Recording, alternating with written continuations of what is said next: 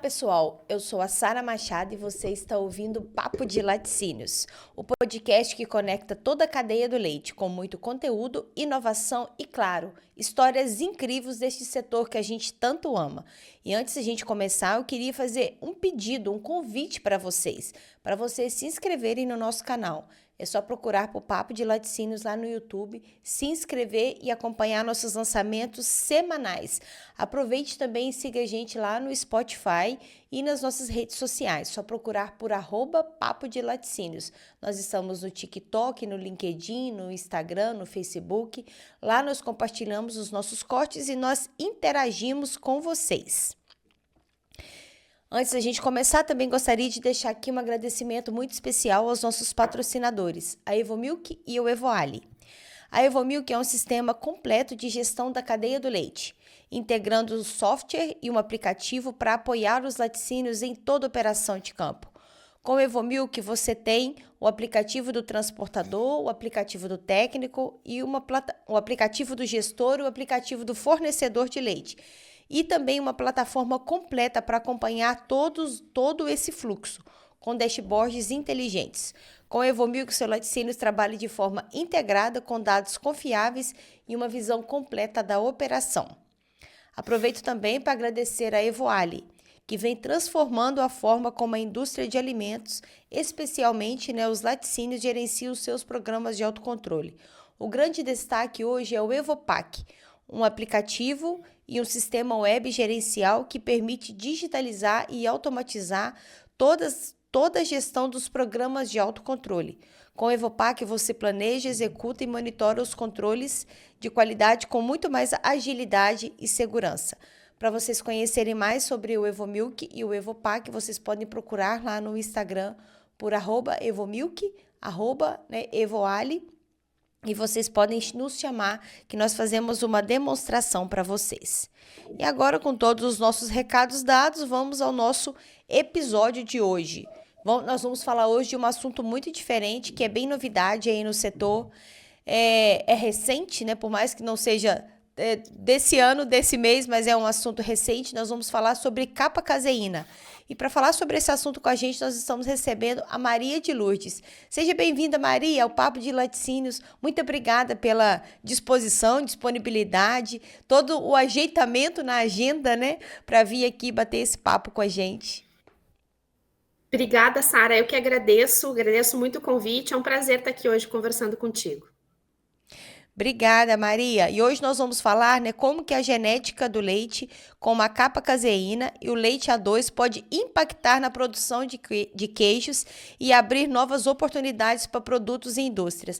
Maria, antes da gente entrar nesse assunto que é muito interessante, eu acho que para todo mundo aqui que faz queijo, quer saber como é que aumenta, a produção, eu queria que você falasse para a gente quem é a Maria de Lourdes. Bom, Sara, eu sou farmacêutica, eu tenho mestrado em biotecnologia pela Universidade Federal do Rio Grande do Sul, assim como a minha graduação. Eu tenho doutorado em bioquímica pela Albert Einstein College of Medicine, em Nova York. E eu sou docente do curso de medicina veterinária na UDESC, em Lages, e docente do curso de medicina na Uniplac, também aqui em Lages.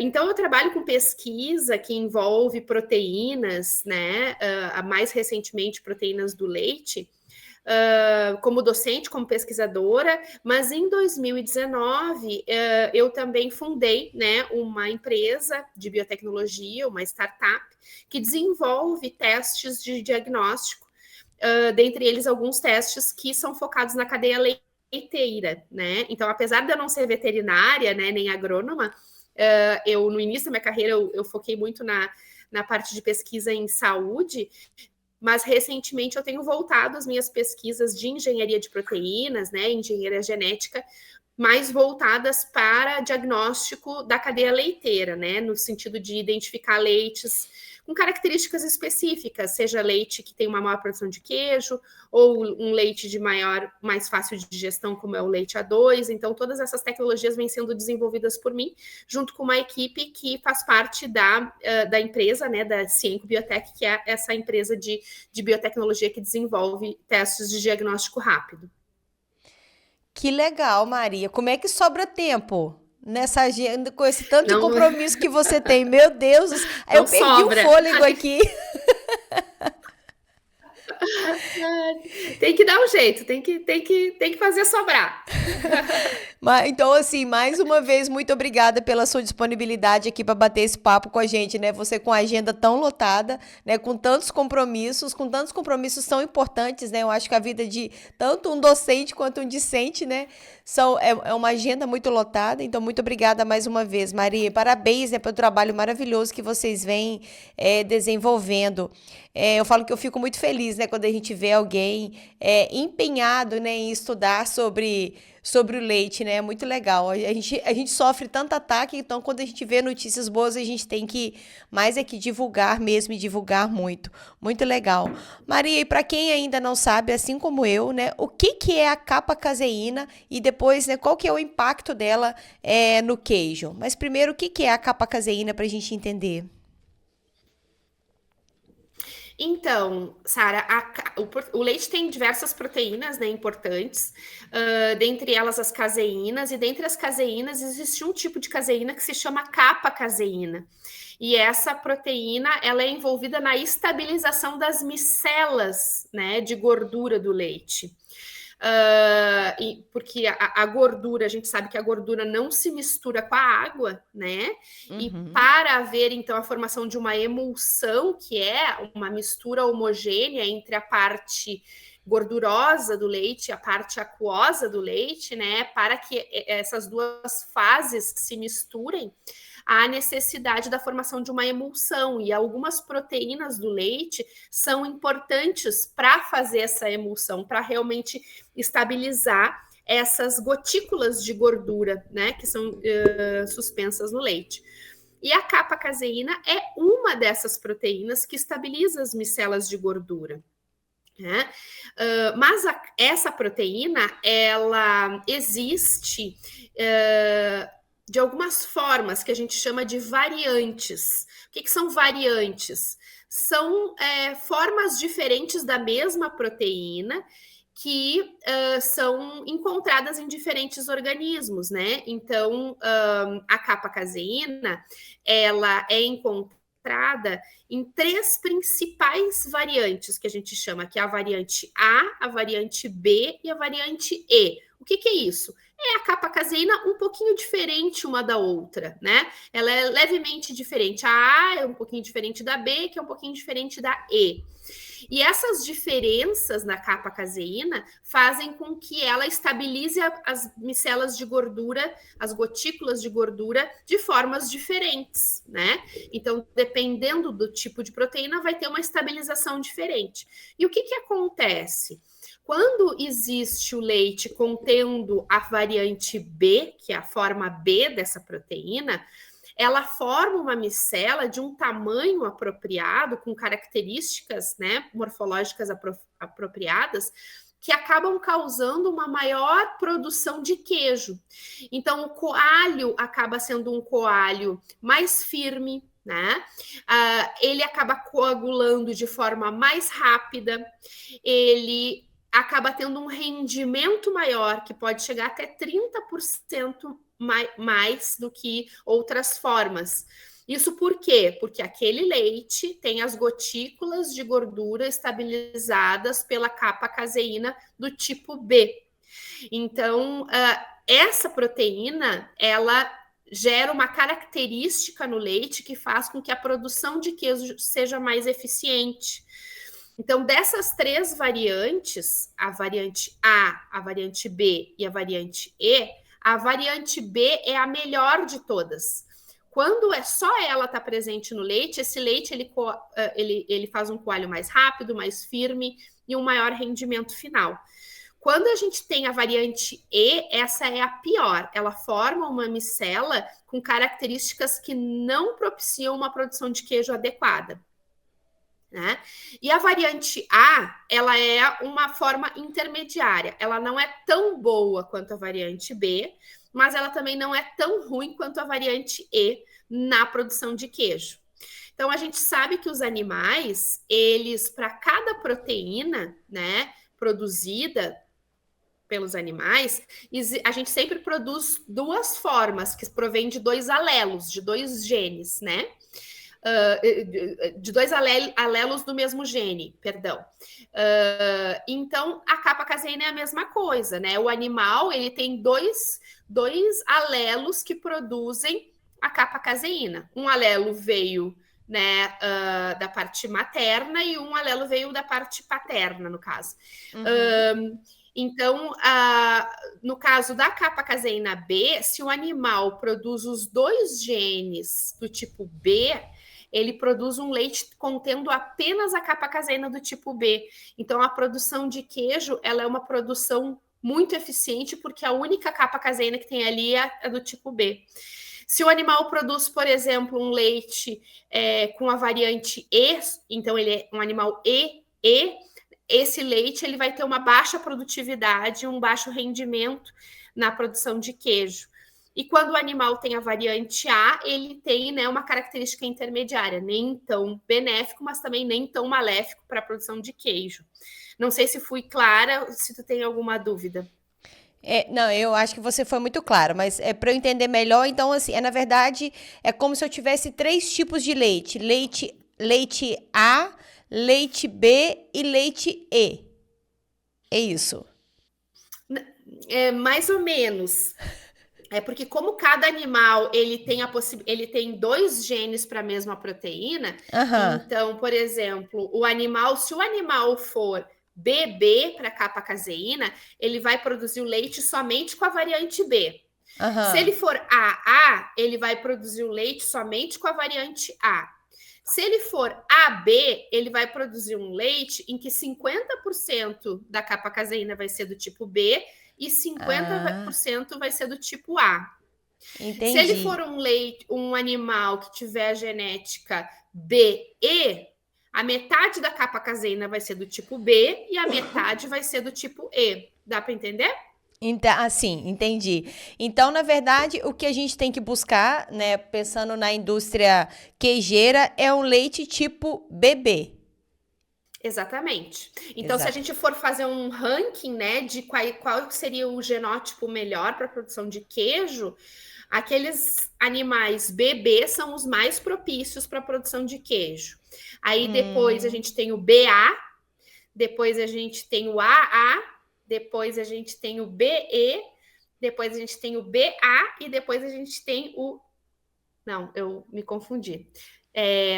Tu vai editar depois, né? Sim, pode falar, pode repetir. Então, se a gente for avaliar os diferentes genótipos, a gente vai ver que aqueles animais que são BB são os mais propícios para a produção de queijo, né? Depois a gente tem os BA, depois a gente tem os AA e, por último, a gente tem os EE. Então, quanto maior o percentual de B, melhor. Então, aqueles animais BB produzem a capa caseína somente no tipo B, que é a mais propícia para a produção de queijo. Legal. Deu até saudade. Eu sou bióloga de formação, então deu até saudade aqui das aulas de genética, ouvindo você falando aí, Maria. Maria, e como que eu faço, então, para ter uma seleção genética para a capa caseína? Então, a primeira coisa é identificar o genótipo dos animais referente a essa proteína, né? Então, o ideal é a gente identificar os animais BB. Quanto mais você manter o alelo B no seu rebanho, maior vai ser o direcionamento, a eficiência, o rendimento daquele leite para a produção de queijo, né?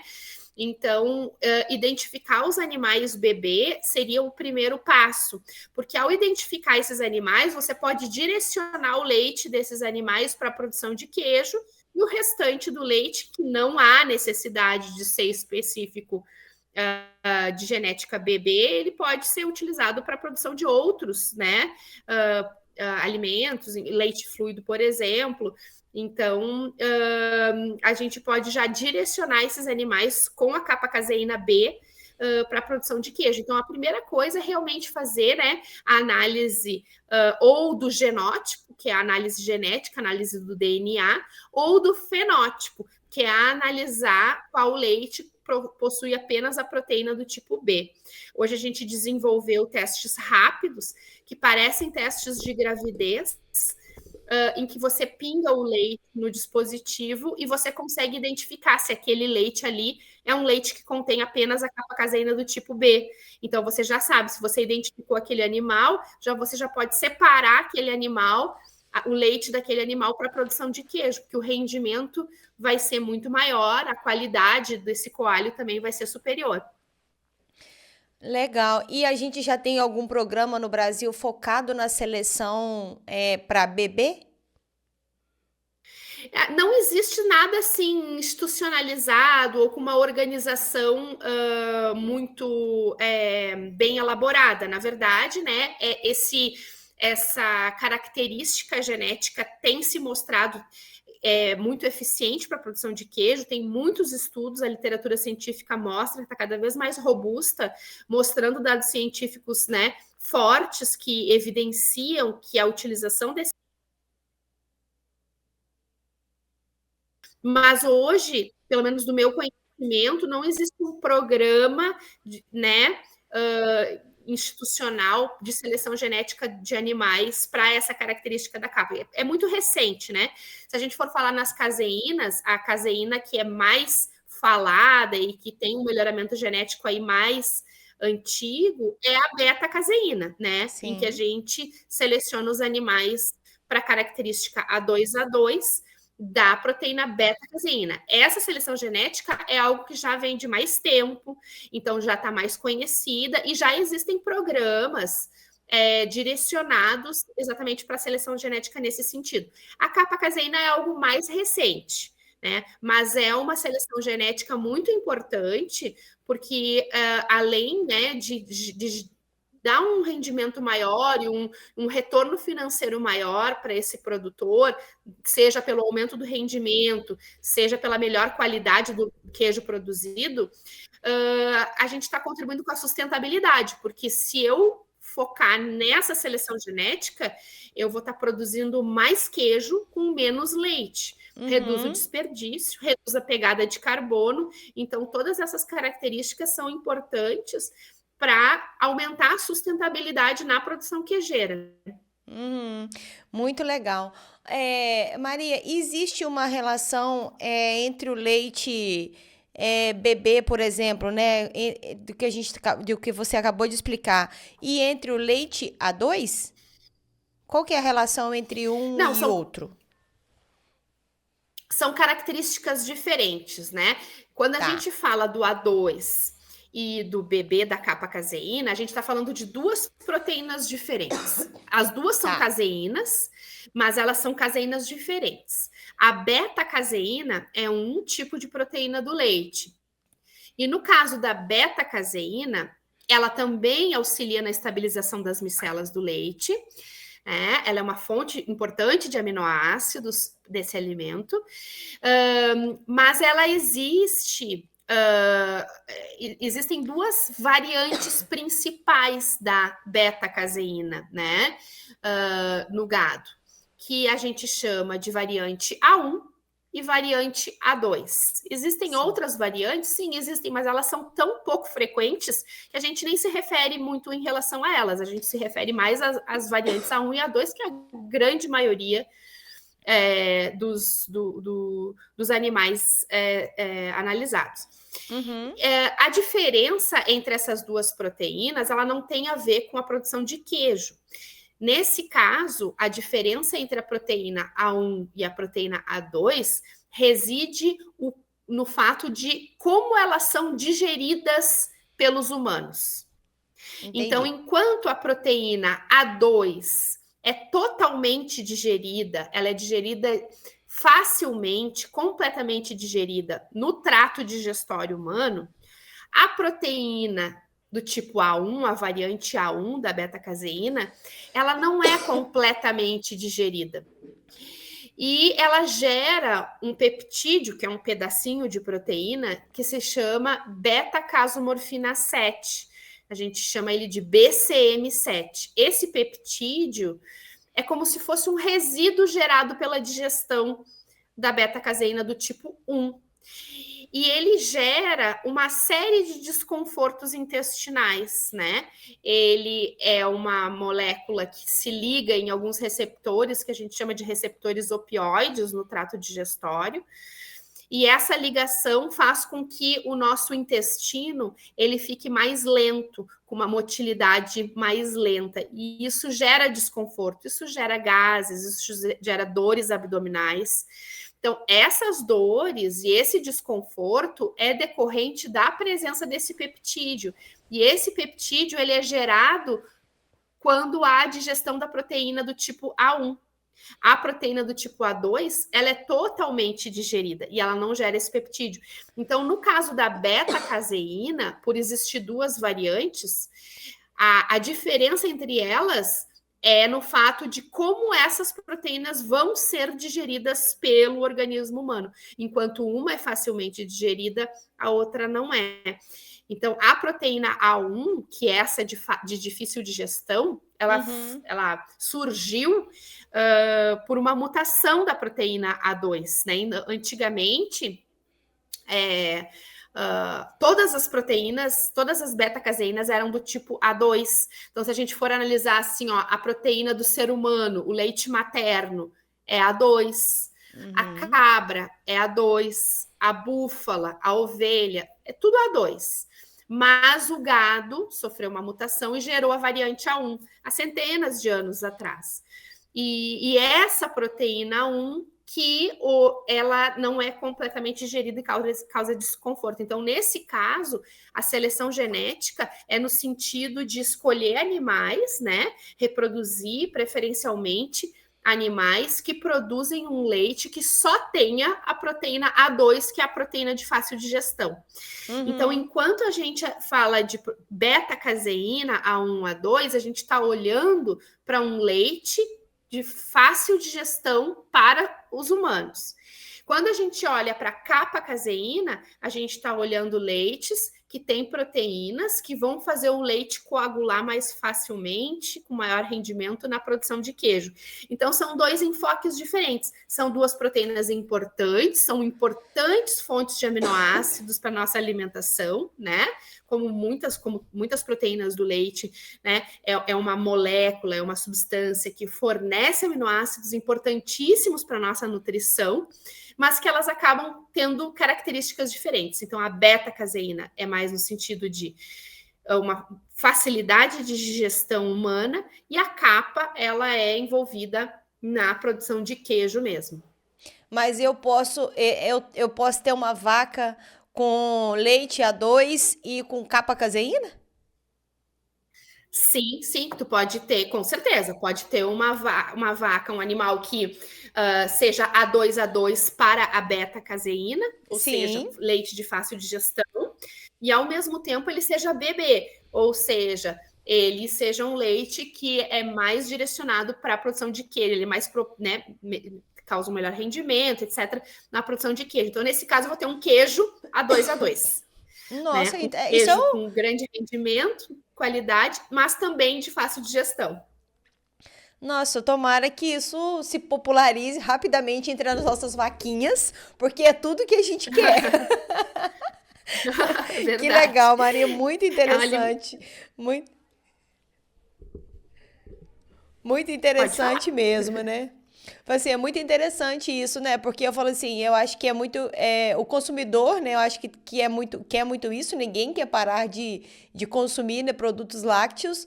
Tem toda essa questão do desconforto, das intolerâncias, né? Que eu acho que a gente tem que se preocupar, porque o organismo acaba que também sofreu mudanças ao longo do tempo, né? O organismo humano. E que legal, né? Que a gente pode ter um leite com melhor digestibilidade, né? Mesmo assim, melhorar os nossos rendimentos. Não sei quanto você é envolvida com a cadeia produtiva do leite, mas cada dia mais, né, todos os eventos, reuniões que a gente tem, o grande foco, né, o grande assunto que que tem na mesa são sólidos, né? Então todo mundo quer melhorar os sólidos do leite, todo mundo quer comprar cada dia menos líquido, né? E mais sólidos. Então, assim, esse é um assunto extremamente interessante para nossa cadeia produtiva, tá? Extremamente interessante, né? Tomara que várias pessoas te convidem para poder falar disso, né? Eu mesmo vou ser uma promotora aqui do seu trabalho, pode ter certeza, né? Eu acho que, né, o Milk Point, todos os eventos grandes aí precisam de estar atento a isso, e a gente precisa de falar isso, porque eu acho que isso pode dar um rumo muito diferente para a cadeia produtiva do leite. Maria, muito legal mesmo, viu? Fiquei extremamente empolgada aqui.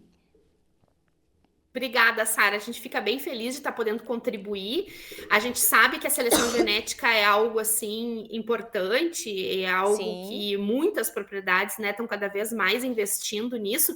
Mas a gente sabe também que muitas vezes as pequenas propriedades têm dificuldades de fazer sequenciamento genético dos animais, né, de fazer a identificação do genótipo desses animais, porque às vezes é um custo um pouco mais elevado ou uma tecnologia de difícil acesso para essas pequenas propriedades. Então, quando a gente desenvolveu o teste rápido, a gente desenvolveu pensando nessa realidade mesmo, né? De muitas vezes as queijarias, né, são baseadas assim em agricultura familiar, né, uma produção mais artesanal de queijo e muitas vezes nessas propriedades o acesso a tecnologias mais de ponta para melhoramento genético às vezes não é assim tão facilitado. Então, o nosso objetivo com esse projeto recebeu fomento da FINEP para a gente desenvolver esses testes, foi com esse objetivo mesmo, de facilitar o acesso para que todo produtor, né, seja ele tenha facilidade. Então, pegue um testezinho que parece um teste de gravidez, pingue o leite ali e na hora identifique, olha, esses aqui são animais bebê, esses animais aqui, se eu fizer o meu queijo com leite somente desses animais, eu vou ter um rendimento maior, eu vou ter uma qualidade do meu queijo maior. E a gente desenvolveu também um aplicativo. O aplicativo, ele faz o seguinte, você faz o teste, né, com um testezinho que parece um teste de gravidez, pinga o leite ali, espera uns minutos e depois tira uma foto do teste. E aí o aplicativo, ele mesmo vai ler, né, o resultado do teste e vai dizer, esse animal é bebê, utilize ele para fazer queijo. Ou ele vai dizer, este animal não é bebê, né? Então, de preferência, se tiver, né, possibilidade de não utilizar ele para produção de queijo, utilizar ele para leite fluido, por exemplo. Então, com esse aplicativo, além de ter a resposta na hora, o produtor vai conseguir fazer o acompanhamento e a rastreabilidade desse leite para ter um manejo e uma gestão da sua propriedade com maior facilidade baseado nessa característica, né? Então, o aplicativo está sendo lançado esse mês, né? Ele ainda não está disponível, mas até o final de julho a gente pretende estar lançando o aplicativo que vai auxiliar também nessas propriedades na leitura do teste, ter mais confiabilidade no resultado.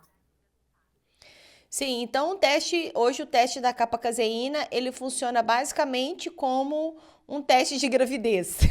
Um teste de gravidez rápido, né? Exatamente. Que é você colocar, Exatamente. pingar o leite dentro de uma solução ali, eu imagino, que ele vai dizer ali Isso. para você, com a ajuda de um aplicativo, se aquele leite é bebê ou ele não é bebê.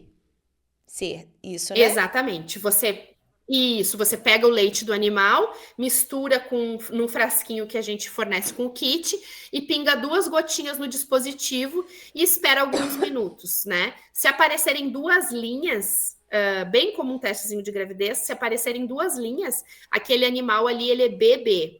Então, ele produz a capa caseína somente do tipo B. Então, você consegue, com o aplicativo, tirar uma foto, né? Já identificar o animal com aquela característica. E ali você tem a gestão do seu rebanho e você consegue, né, priorizar o uso de animais bebê para a produção de queijo. E aí, se você acompanhar o rendimento, você vai ver que o produtor vai ter, né, um rendimento bem maior do que ele tinha quando não havia essa segregação. E Maria, para o leite A2 também tem esse teste rápido? Sim, o leite A2, a gente desenvolveu o teste rápido já há mais tempo, ele é um produto que já está no mercado brasileiro e a gente também exporta para alguns países da América Latina e da Ásia.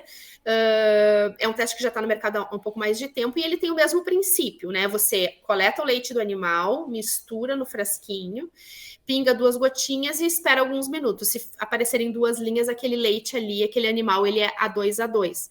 O nosso teste, ele não analisa o DNA, né? Quando a gente faz uma análise do DNA, a gente diz que aquilo ali é uma análise de genótipo, porque você identifica o gene, né? No caso dos testes rápidos, eles são testes que analisam o fenótipo. O que é o fenótipo? É realmente identificar quais são as proteínas que estão ali. Então, se a gente, através do teste rápido, a gente identifica que aquele leite só tem a proteína do tipo A2, indiretamente eu estou identificando os animais com genótipo A2A2. Mas a análise que a gente faz é analisar a proteína. Então a gente diz assim, bom, esse leite aqui só tem a proteína do tipo A2. Por que isso é importante? Porque esses testes, eles são muito utilizados no controle de qualidade da cadeia leiteira. Então, você tem lá um laticínio que você processa leite A2 e aquele leite está no tanque, está misturado. Em teoria, só tem leite A2 ali. Mas você quer garantir, confirmar que não houve nenhuma mistura, que não houve nenhum erro, algum processo durante o processamento, alguma mistura indevida com leite convencional, com leite A1. Aí você analisa, pega uma amostrinha do leite do tanque e analisa no teste rápido. Se aparecerem 2 linhas, significa que o teu leite está puro, ele é só A2A2. Se aparecer apenas uma linha no dispositivo, significa, opa, talvez tenha tido alguma contaminação, alguma mistura indesejada. Então, o laticínio, ele consegue, né, correr atrás e verificar onde está havendo essa possível mistura, né? Enfim, onde pode estar havendo algum tipo de contaminação com leite A1. Então, muitos laticínios que produzem leite A2, né, que são certificados, eles utilizam também dos testes rápidos como um controle de qualidade adicional, né, para garantir, ó, produzi o meu lote, tá tudo certo, não houve nenhum tipo de, né, até no transporte, às vezes, né? Sim. Então, esse tipo de ferramenta é uma ferramenta rápida que também auxilia bastante no controle de qualidade desse tipo de alimento. Assim, então o teste rápido do leite A2, ele não substitui aquele exame que coleta o pelinho lá do rabo da vaca e manda para o laboratório. Ele não substitui, mas ele, igual você falou, ele pode ser um teste rápido de conferência ali, ou mesmo, talvez, ele pode ser um teste rápido nos currais, por exemplo, né? Ele pode fazer um teste rápido de todas as vacas dele e já selecionar quais vacas ele vai mandar para confirmar, né? Que pode ser também um jeito de dar uma economizada, né?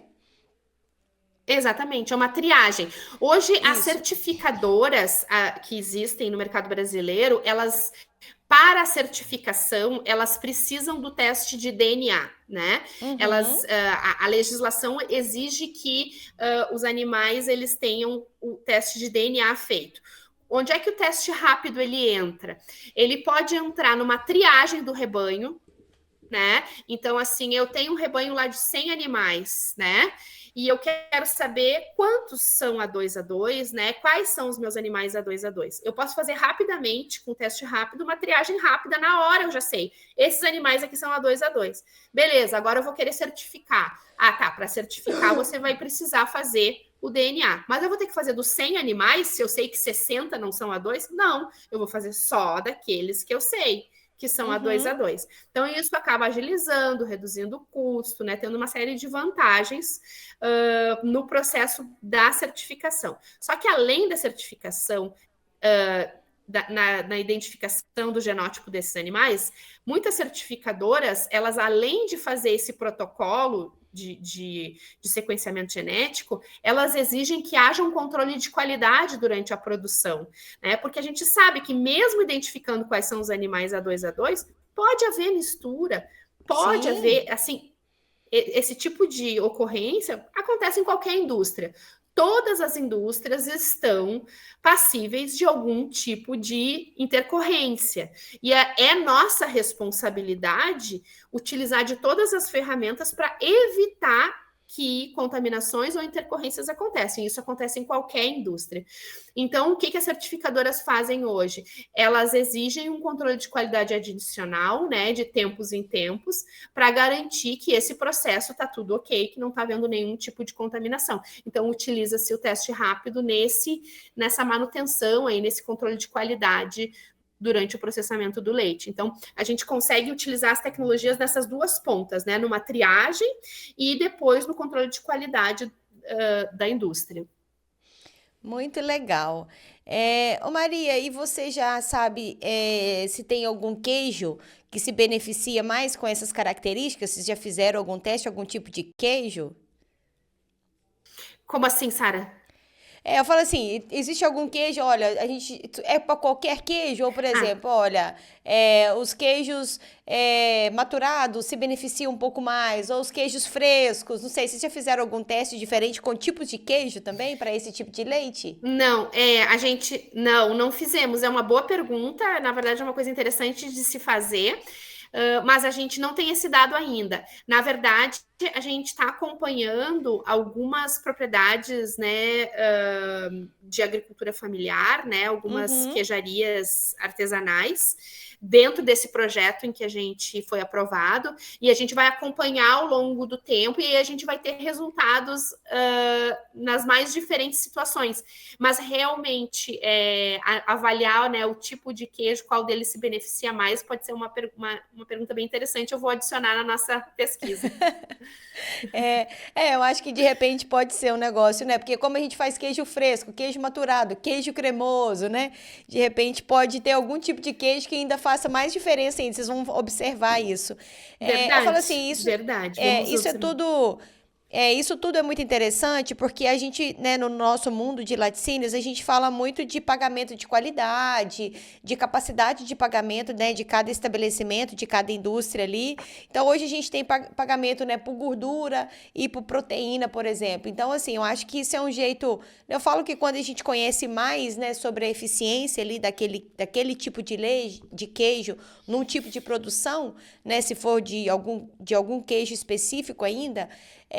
Eu acho que facilita mais ainda, né, para os laticínios comprarem as ideias, aderirem às ideias e conhecerem mais o tipo de leite que eles estão comprando, né, compatível com o tipo de produto que eles fazem e até mesmo para o produtor, né? O produtor investir naquilo sabendo, olha, né, eu produzo um leite aqui, leite tipo, a gente está chamando aqui de bebê, né, e agora os laticínios têm mais esse critério de pagamento ali na tabela de qualidade dele, né? Então eu acho que isso tudo é muito interessante. Igual eu falei no início do episódio, a gente precisa de popularizar mais esse assunto, porque ele é de grande interesse na cadeia produtiva do leite, principalmente para a indústria queijeira. Muito legal.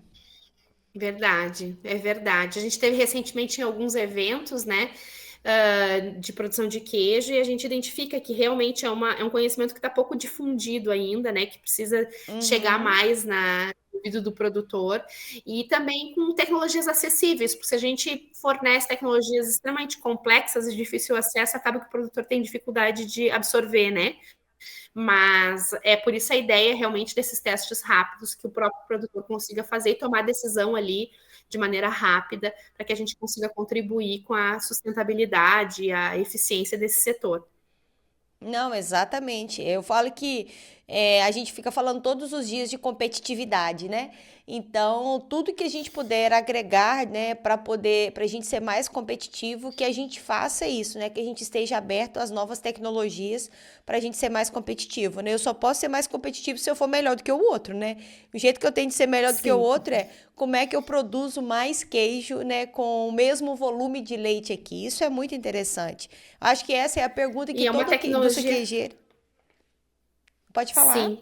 E é uma tecnologia desenvolvida pelos nossos cientistas, né? Então, assim, isso dá muito orgulho para a gente, e é uma tecnologia inédita no mundo. Então, a gente fica muito feliz assim, em poder contribuir e espera que o setor produtivo realmente absorva essa tecnologia e faça uso dela, porque é algo, né, inédito e que o Brasil está com essa tecnologia na mão, então assim a gente espera bastante que a gente consiga popularizar bem, né, esses testes e eles têm um custo baixo, uma facilidade de utilização, para que a gente dê mais competitividade para o nosso queijo, né, que já é um produto de extrema qualidade, mas que a gente consiga dar ainda mais, né, produtividade, rentabilidade e sustentabilidade para esse nosso produto. Mas eu tenho certeza que o pessoal vai sim, né, que a ideia vai ser comprada sim. Eu acho que o que a gente precisa de fazer, eu acho que é muito a nossa intenção aqui, Maria, no canal, no Papo de Laticínios, é de fazer uma comunicação, sabe? Eu acho que a gente precisa de fazer uma comunicação interna, né, bem feita, né, preparar todo mundo muito bem dentro da cadeia, né, assim como nós, tem vários outros podcasts, vários outros canais que são extremamente importantes e fazem um trabalho muito bem feito de comunicar bem, de explicar bem o que a gente tem de novidade. Eu falo que o que eu gosto muito aqui é da gente preparar as pessoas que estão dentro da cadeia para a gente ser promotor mesmo do nosso negócio, né? Então, toda vez que a gente sofrer um Sim. ataque, que a gente se sentir injustiçado, que a gente esteja preparado, né, com novidades igual essa agora que você acabou de trazer pra gente poder explicar. Fala, olha, tem um monte de coisa que você tá falando, mas tem um monte de coisas maravilhosas que estão acontecendo. Então, assim, que a gente seja promotor do nosso negócio e, né, eu já falei com você, pode ter certeza que eu vou ser uma promotora aqui da ideia de vocês, do trabalho de vocês, tá?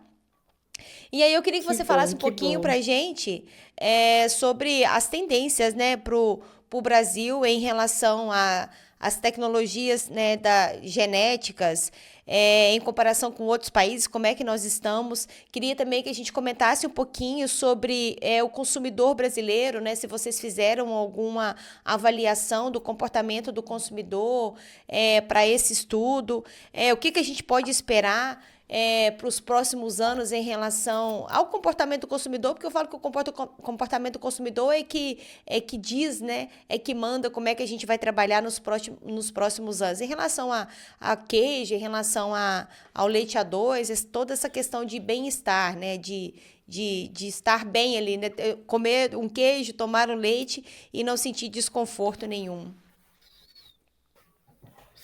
Eu acho assim que o Brasil tá muito bem posicionado em relação à tecnologia do leite A2.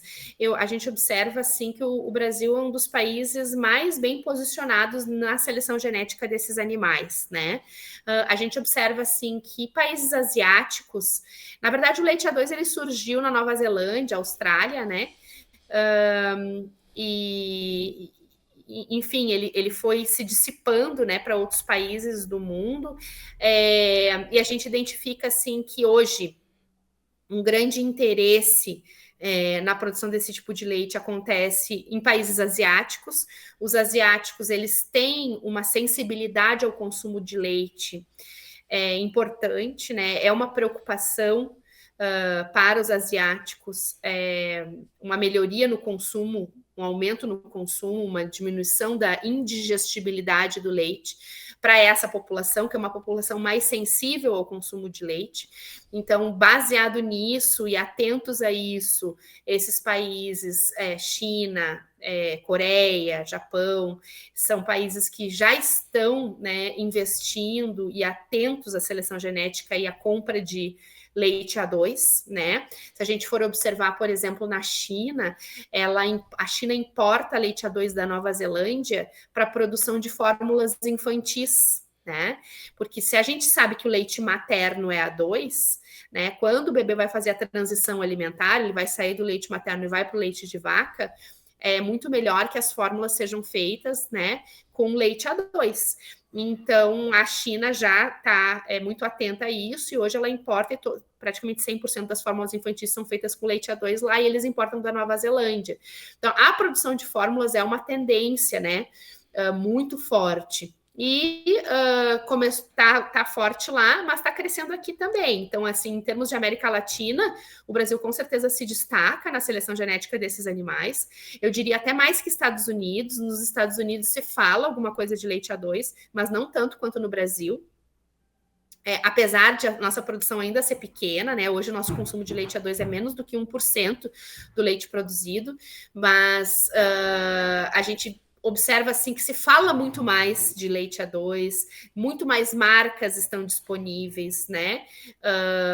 Aqui no Brasil, né, nas diferentes regiões do país, do que nos Estados Unidos, por exemplo. Então, eu diria que nas Américas nós estamos muito bem posicionados. Mas se a gente for comparar com outras regiões do mundo, né? Como, por exemplo, os países asiáticos, nesse caso, eles já estão mais na frente nessa seleção genética. O que eu não observo no Brasil é falar de leite A2 para a produção de fórmulas infantis, que eu fico um pouco surpresa, porque para mim é uma coisa que cai de maduro, né? O direcionamento, pelo menos assim, crescer no nicho de fórmulas para depois crescer no consumo de leite, né, de uma maneira mais ampla. Eu entendo que esse seria um nicho a ser explorado, que a gente não observa muito assim tão forte aqui, né, para a utilização de fórmulas infantis. Até essa semana, uma ex-aluna minha me mandou uma mensagem e disse, ela ganhou nenê, e ela disse, prof, que lembrei de ti.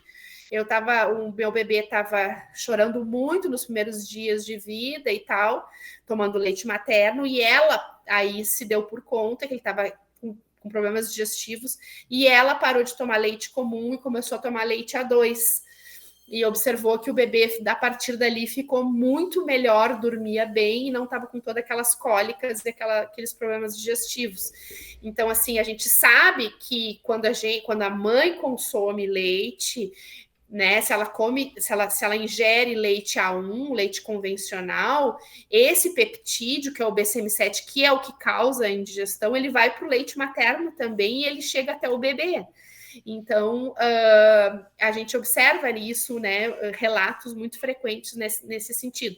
Então, a minha percepção é que o Brasil se posiciona bem, mas o posicionamento em relação a fórmulas infantis ainda está aquém do que poderia estar, né, na nossa percepção.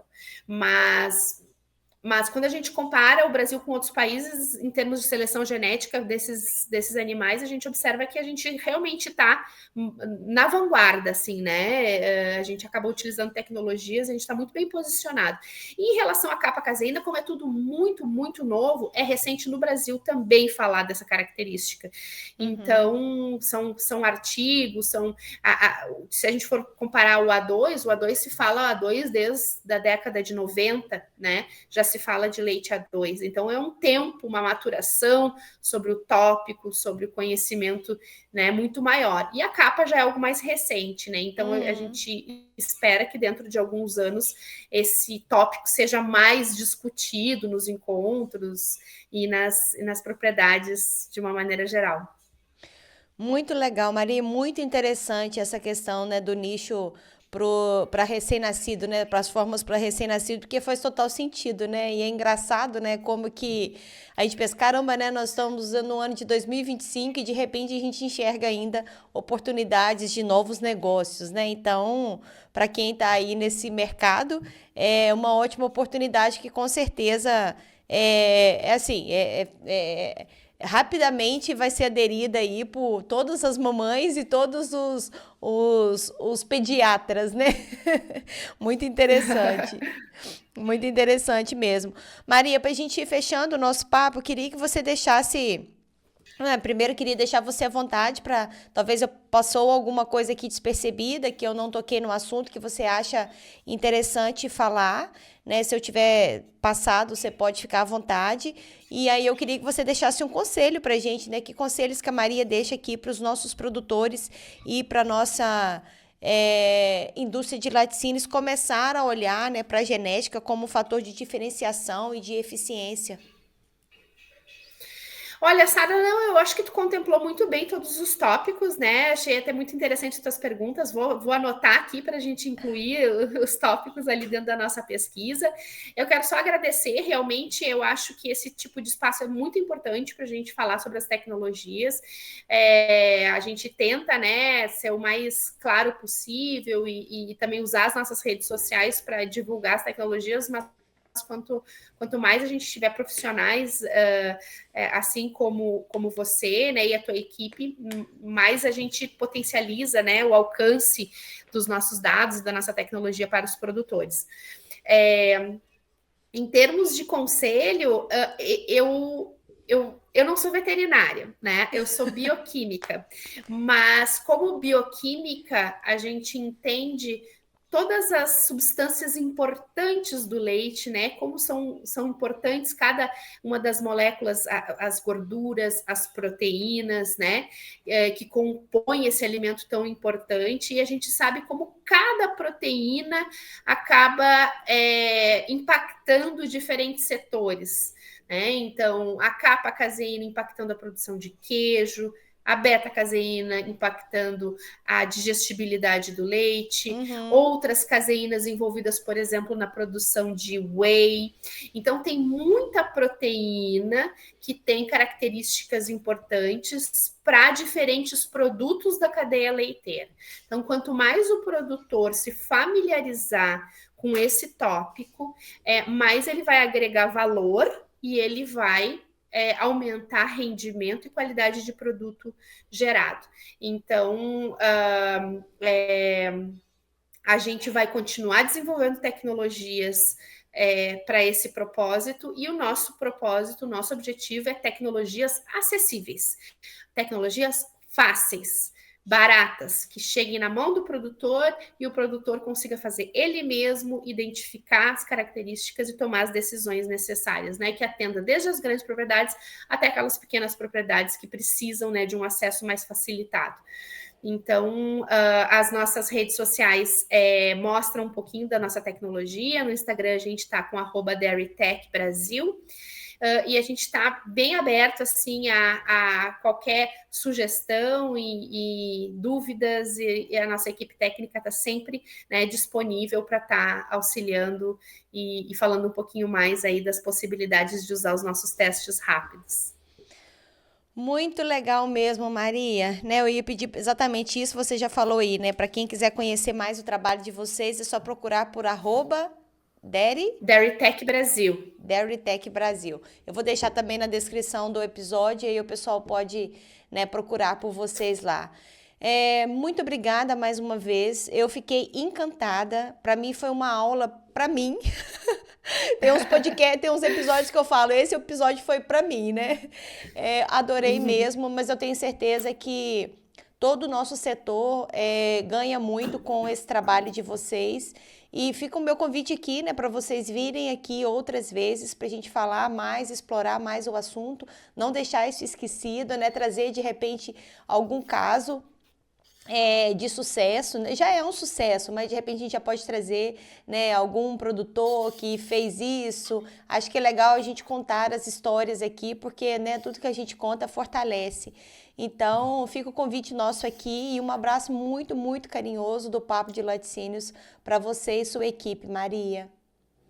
Eu que agradeço, Sara. Muito obrigada mais uma vez pelo convite. Fiquei muito feliz de conversar um pouquinho e estou à disposição. A gente pode talvez combinar agora com a execução do projeto, em que a gente vai estar acompanhando essas propriedades, a gente trazer, né, os produtores aqui para eles contarem um pouquinho como é que foi a identificação, né, qual foi o resultado no rendimento, né, para a gente ver um pouquinho assim na prática como é que aconteceu. Então tá, eu aguardo vocês então, tá bom? Obrigada, Sara. Obrigada, Maria. Muito obrigada mesmo por essa aula maravilhosa que você deu aqui pra gente sobre capa-caseína.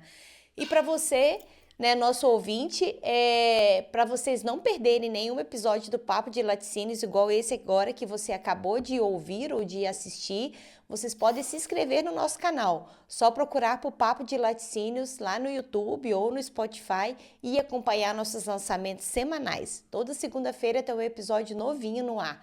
Um beijo para vocês e até a próxima semana.